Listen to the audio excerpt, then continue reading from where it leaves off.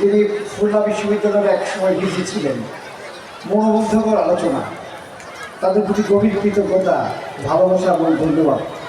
অনেক কষ্ট করে মতিন ভাই দেশের বাইরে যাবেন, আমি তাকে ভাই করে বলছি নওগাঁর ভাষায়। মতিন ভাই দেশের বাইরে যাবেন চিকিৎসার্থে, ভিসা।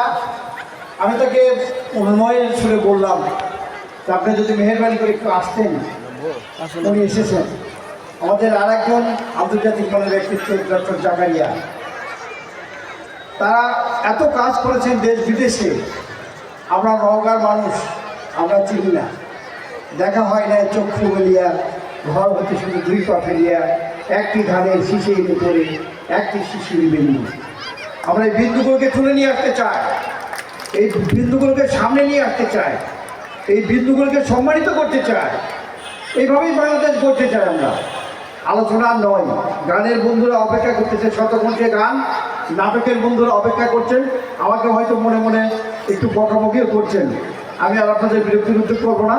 আমি সম্মানিত সকল অতিথিদের এবং সকল উপস্থিতিদের আমি কৃতজ্ঞতা এবং ভালোবাসা জানিয়ে আমি আমার বক্তব্য এবং আজকের অনুষ্ঠানের সমাপ্তি ঘোষণা করছি।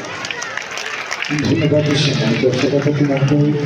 এবং এই আয়োজনে যে সকল গুরুজন উপস্থিত রয়েছে, রোগের সমাপ্তি ঘোষণা করলেন 21 পরিষদ নওগাঁ সম্মানিত সভাপতি ছোটমুখ সুদী হলেন।